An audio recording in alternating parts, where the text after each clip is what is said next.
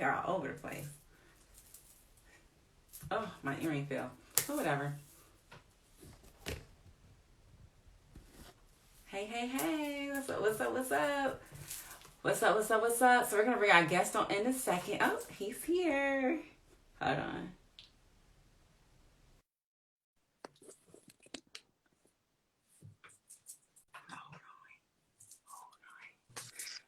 What up, what up, what up, what up, what up? What's good? What's good, Latrice? How you doing? How are you? I'm good. I'm good. I had a wonderful day, and I'm just ready to reach these people, man. I'm ready. I'm ready. I heard, I seen your story. Raquel, she DM me and she was like, you gotta listen to his story. He gotta be on your show. And I'm like, put him on, get him on. How can we get him on the show? Yeah. So I'm gonna introduce you real quick. What's up, everybody? What's up? What's up? What's up? My name is Latrice Delgado-Macon, celebrity wardrobe stylist, creative director, and owner of the Styling Closet, and also the founder of Detroit Fashion Community. So you guys check out DetroitFashionCommunity.org and get on there today. So we have a special guest. He is a storyteller as well as a fashion designer. And the reason why I called you a storyteller is because you shared your story. Your story is incredible, and I love your story. So I'm going to have you introduce yourself real quick, and we're going to go right into our conversation. Okay, it's DoronnaH, a.k.a. Daniel Williams, representing Houston, Texas, currently residing in Nashville, Tennessee. I just want to thank you, Latrice, for giving me this opportunity to just reach people not only with fashion, but also with my words. Right? Yes, right. Yeah. So, hold on, let me turn this up real quick because I know people going to be like, I can't hear you. Welcome to Shady Beats is on here. Shady Beats and everybody's on here from UK, across the globe. Okay. We are international. When we come on Fashion Talk Live, we are going global with this. So, I want to know your story. What's your inspiration behind your story in fashion designing, designer? What's your story? Okay, so I'm gonna kind of get into the exact reason that I even came to this. So growing up, I always kind of liked fashion and clothes. I guess a lot of people would say I was a fashion killer growing up, but I never really like cared about making clothes or having a clothing brand, nothing like that. But about last year, around this time, was the last time that I found out I was ever going to play football again. I have been playing football for about 16 years. Yeah. So when I found that news, I'm out here in Nashville, Tennessee. I'm like, Lord, I'm about 13 hours away from home. Like, I like it out here. I really do like it out here. So what do you want me to do? And I've always been a creative since I was young. And at that time, I just started drawing. I just started creating stuff, just making all types of designs. And then about midway through that semester, so around October, September, I had an idea to just start making clothes. I had some jeans, and I just literally started drawing on them with Sharpie. Like, it was just like an original design that I came up with, where it was a green stripe, a red stripe, and a black stripe on the side of the pants. So once I actually made them, I'm like, I really like doing this. So I feel like it's something that I should do. And I went back home after that semester, December, and I was working. So I'm like, this is going to be the first semester ever that I'm going to be going back to college and never playing football. So I'm like, you know what, it's time to go all in. And literally when I came back in January, I bought a sewing machine. I bought my vinyl cutting equipment. I bought my heat press. And I was like, man, it's time to get to work. This is something that I really believe in. It's something that I have an innate ability for. So I feel like it's something that I can really be profitable in also. So, yeah. Oh, excuse me, it's dry in here. That's what's up. Are you okay? That's what's up. That is so incredible. Thank you. I want to know where you see yourself going with it.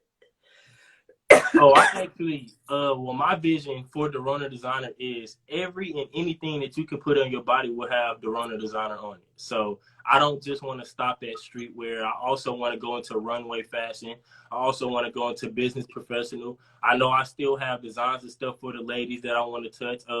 Kids, old people, shoes, anything, accessories, anything I want DoronnaH on. I want, like I said, I want it to be able to just touch people in different ways. Like, people literally only wear hats, and they might not wear the certain type of stuff that I make. So I will have Doronna hats. I will have Doronna shoes. I will have Doronna pants, business pants, suit jackets, all types of things. So yeah, that's kind of where I want to go as far as my brand.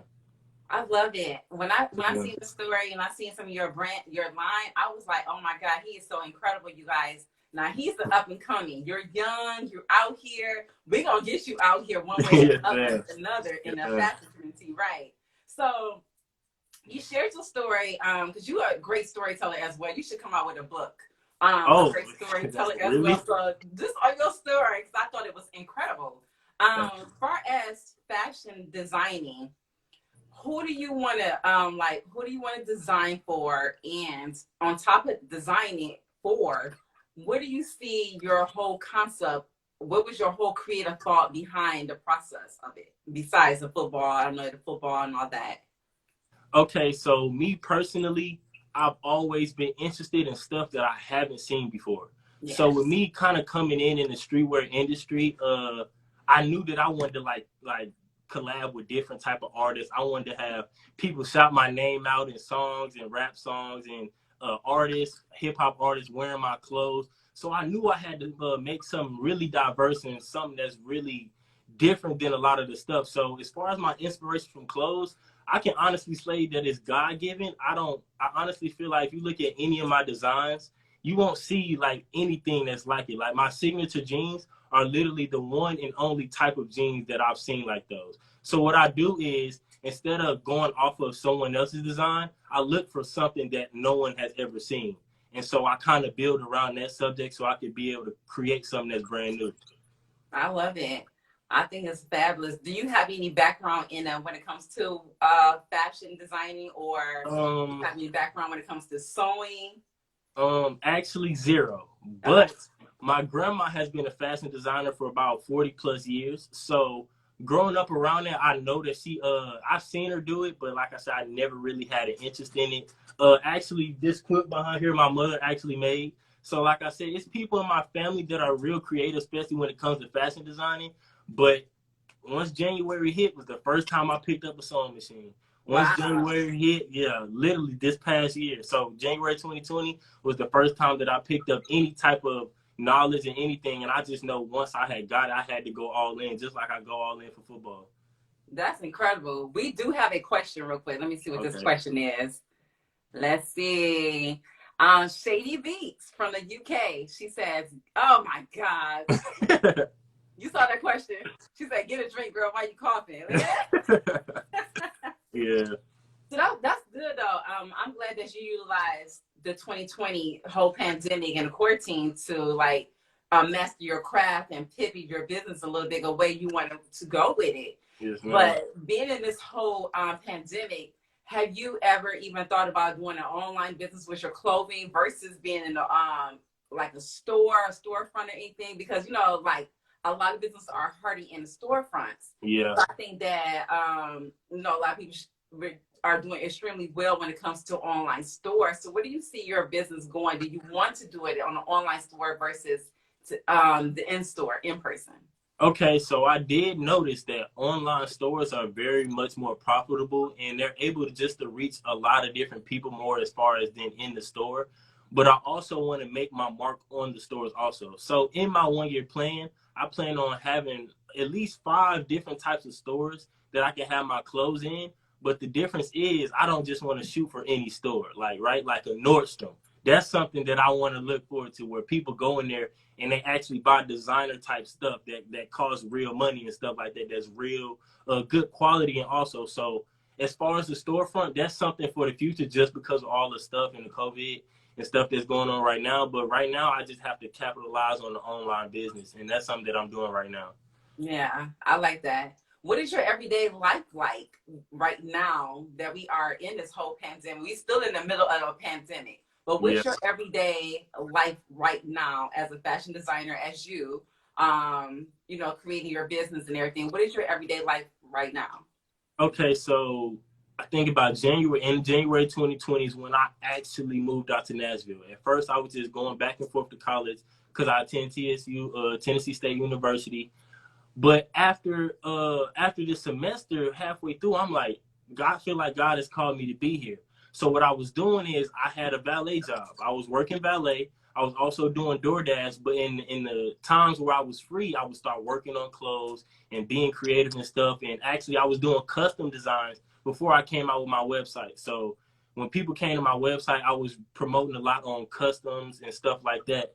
So actually, today was my very last day working valet. I had been working valet for about 6 to 8 months. And I was just like, man, like, this is taking away a lot of time for what I want to do. It's taking away a lot of time and creativity from where I want to go. So I'm like, man, it wasn't even about the money, because a lot of people are like, well, if I'm making this much money, then I'll go to my business. But for me, it was more like a leap of faith. It was more like I feel like what I needed to do was put more time and effort into my brand so that it can be able to go as far as I want it to go. So like 2 weeks ago, I put in my 2 weeks, had got on a couple calls with people that know me, and they was like, man, you just sound upset at your job. And I'm like, yeah, and the money's mediocre, but I feel like I just feel so much joy that comes with my brand that I'm not able to receive while I'm at work. So one of my friends, he told me straight up, he was like, man, it's time to leave. I prayed about it, and I was like, yes, it's definitely time to leave. So everyday life was like today it's a new everyday life. So everyday life before today was going to work, working a double shift with valet, coming home, still working on clothes, and getting a few hours of sleep before I could get up and do it all over again. And only the weekends is where I really had time to actually perfect my craft. Wow. We do have another question real quick. Let me see what this is. It better not be Shady Beats. Let's see what it is. Okay. And it is. Let me see what she said. She said, okay, has he made more money online or just selling in a store? What is his plans with Corona? Okay. She said, have you made more money online versus in stores? And what's your plans after COVID? So with me being brand new, like I said, I came out formally with my brand in January, but I actually came out with my online store less than a month ago. So I haven't even been able to really get into actual stores so I can actually see the difference. But after COVID, I do plan on strongly going into those stores, especially around the Nashville area, because me personally, I don't feel like Nashville is very high in fashion sense. Like, I would give Houston, Texas credit. I give LA, New York, and Atlanta credit for their fashion and constant growing in fashion and trend setting, but not really Nashville. That's kind of another reason why I feel I'm supposed to be here, so that I can set a new trend here, so people can look at Nashville and be like, wow, like Nashville is really coming up, especially in the fashion industry. I want to be able to be a part of that. So that's kind of what my plans are after COVID, is to change the fashion culture in Nashville. I like that. But we going through a whole, even though we're going through a whole pandemic when it comes to the COVID, we also going through a whole pandemic when it comes to Black Lives Matter, racism, discrimination, and all the above, right? But we don't have a lot of Black designers when it comes to the fashion industry, or we're not getting recognized, or we are getting our ideas stolen and they're making it better. How do you feel about us? How you feel about today's 2020 and we're not seeing enough African Americans or Black Americans or Native Indians and all that in the fashion community? Okay, so for the fashion community, I feel like another reason God has gave me such a natural ability just for making clothes and designing is so that I can also be a voice for the fashion community. If you look at sports, they have a voice. LeBron James. If you look at different politics, they have a voice. If you look at different type of areas and actually subjects around the world, people have a voice in their areas. But I haven't really heard much of a voice from the fashion industry.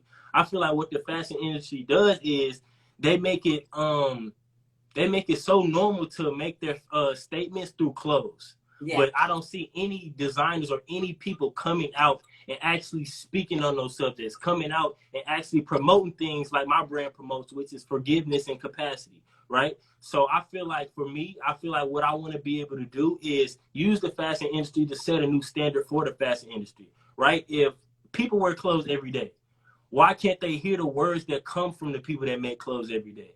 Like I said, for my brand, I want to be able to promote forgiveness and capacity. Forgiveness because one of my statements for my brand is everyone is born a snake. So you can't blame a snake for being born a snake. Offer forgiveness so that that snake may become something greater. These races, they were born like that. Yeah. These people, these prejudiced people, these people that treat us wrong, they were born like that.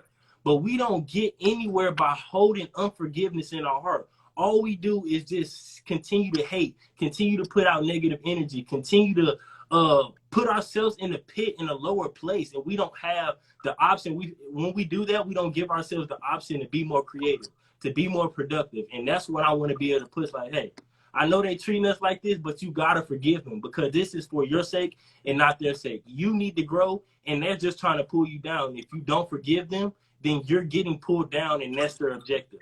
So, like I said, as a fashion designer, I want to be known as a fashion designer who speaks on those subjects, who preaches and who moves people in a different way by more than just clothes, like I said. So, yeah. yes, ma'am.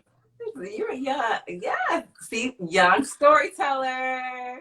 As fashion designer, I love it. So incredible. But we are facing that. We are facing that. Yeah. So we're not for Black Americans, African Americans. I'm gonna keep saying it like that because people want to be called so many different things. And being in this community of fashion, we're not supporting one another. Mean Black community is not supporting the Black community. We support things like Gucci, Louis Vuitton, Chanel, and all that. And we're not bringing that back into our community, and it has affected our community as a whole.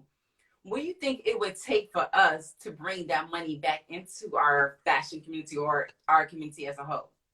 Okay, so that's actually a wonderful question. I also think with us being able to speak out, that people know that it's more than just for clothes, right? So I haven't heard anybody from Louis Vuitton make a statement. I haven't heard no one from Dolce & Gabbana make a statement. I haven't heard no one from Dior make a statement.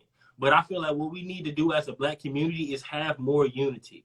I feel like even with the riots and stuff, half of the community is split on that and half the community is not. So I feel like what we need to do as a community is grow and become unified. Once we become unified, then the standard is, of course, I'm buying from Black businesses. Of course, I'm going to support Black business because I want to be able to be unified. I think what America does is they make sure that we're not unified. So we're not even focused on supporting our own people. We're focused on, hey, like we're getting treated wrong. Like, what are we going to do about that? Well, what we should do about it is make our own community instead of trying to continue to mash with the America, which was never for us, which is a system that was already built to not allow Black people to benefit. So what we should do is to just unify and come together. I think that's something that we should really focus on.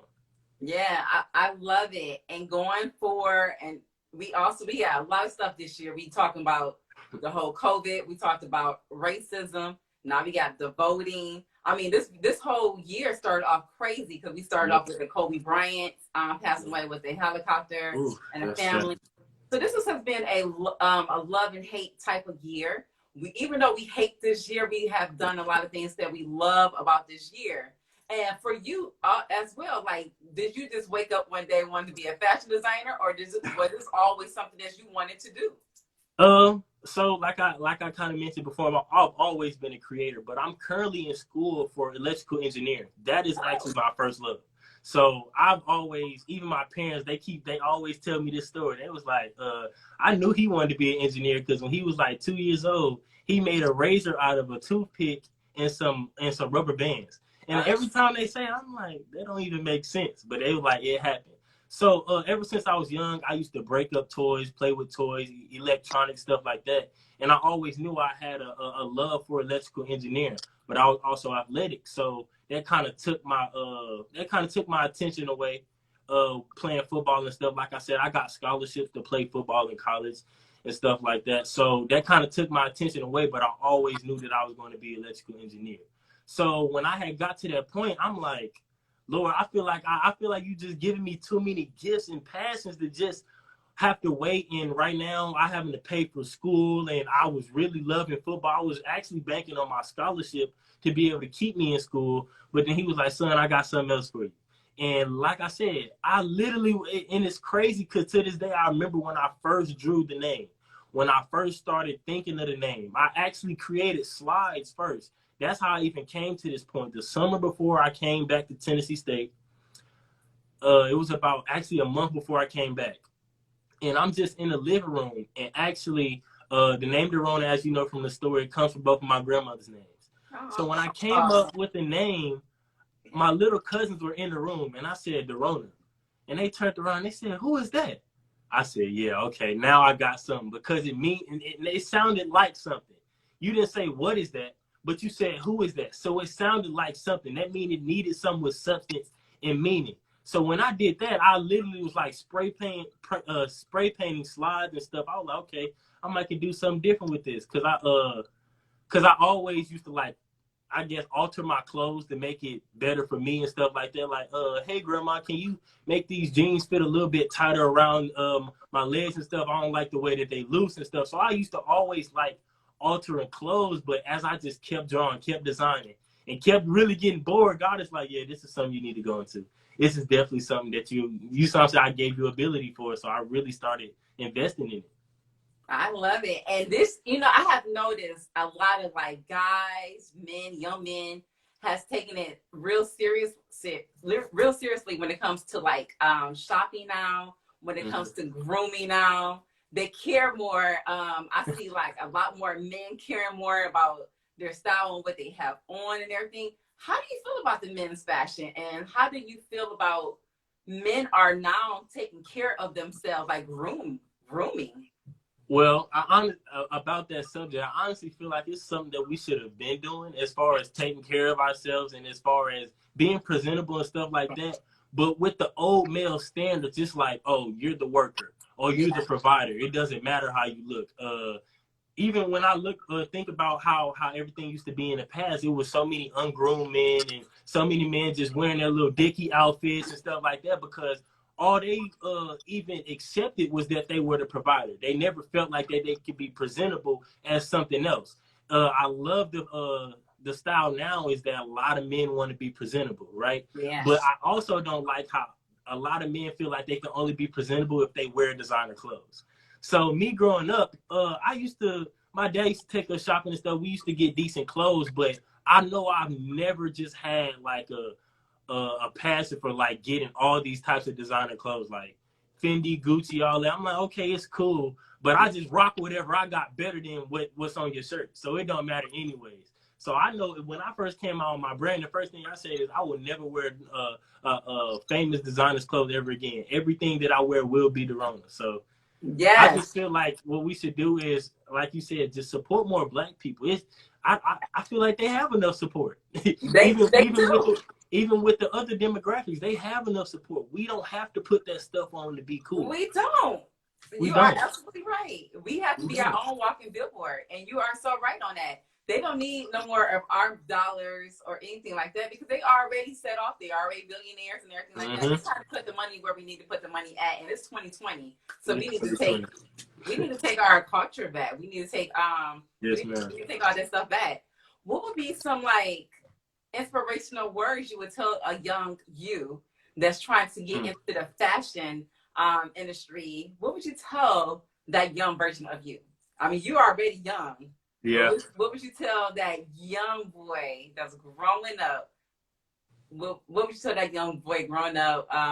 Inspirational words on how to get into this in fashion industry. Okay. Of course, what I feel like a lot of people say is keep pushing. Yeah. I literally remember when I started this brand, and I always had support of my family, but it was like a lot of people was just looking. Then they were like, okay, like he's just doing that or whatever. And then as I kept building, I kept reaching people who weren't people that I already knew, and they were like, bro, this is fire. Like where did you come out with these designs? Like, how did this come out? I'm like, okay. So now I noticed that I had a lot of haters. But when you're younger, when you see haters, that sounds like failure.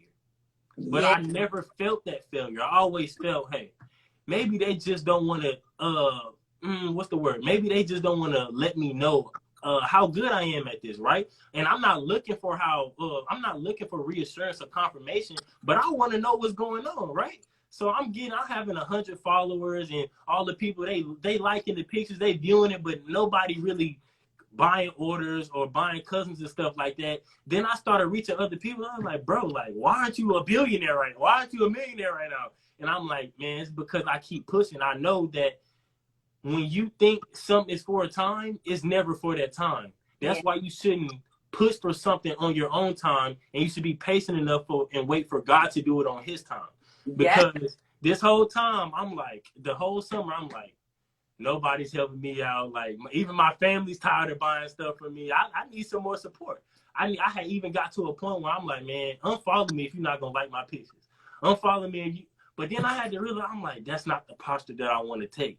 Just because they're going to come back later anyways. Yeah. And that's why I had to tell them, like, y'all going to have to pay designer prices when y'all come back later. Okay. The whole point of being here at the beginning so that you can be the base and the support and the foundation of a young leader. And that's all I was looking for. But now that I'm getting it, I don't really, you see what I'm saying, want that anymore. But what I would tell my young self is to just keep pushing.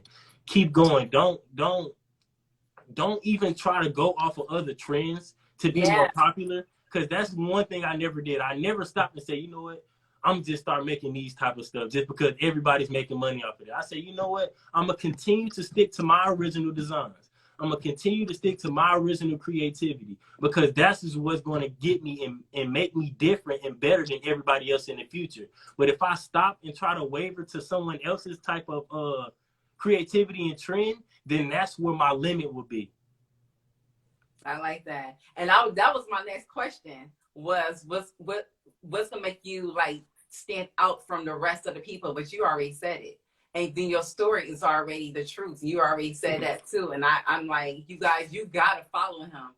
I'm going to put the information on my feed so you guys can hear his story and everything. It's incredible. I was intrigued when I found out about it. So I'm like, when it comes to fashion designing, I know it takes a lot of money. I know it takes a lot of business. I know it takes a lot of marketing. And even getting your friends and everything involved in that, trying to see, hey, can you promote this for me? Mm-hmm.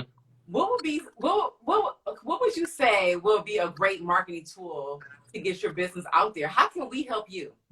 Okay, so I feel like this right here is a perfect opportunity for me to help, right? Because as I even look, you have 25,000 followers on Instagram, which means there's 25,000 potential people who can see my story and also see my fashion. So I feel like the best thing for me right now is just being able to have interviews and connect with different people. I feel like one of my weakest subjects is, as if you have listened to my story, you'll notice I've always been the type of person, like, we'll have a great conversation one-on-one, a very good conversation one-on-one. But when it comes to masses or public speaking, I always chicken out. When it comes to masses or public speaking, I don't know. I just always get nervous. I just had stage fright and all of that. So I feel like this right now is the best opportunity for me to grow and reach different people. This is actually my second interview ever. So I just had my first interview last week. So that was a chance for me. I literally got about 5 or 6 orders off of that. I was like, okay. So then I'm having an interview today, which I hopefully get some more orders. And I'm going to actually reveal a code at the end of the show. So that you can get around 40% off the entire order. So what I would like to do is just have more interviews. I also have a few more interviews coming up just because people seeing the way that I talk and they just want to be able to connect. Yeah. And I say definitely besides fashion designing, that's why I called you, I'm going to keep saying a storyteller. I think that you should be out here sharing your story at the Boys and Girls Club or whatever the case may be, because your story is so incredible.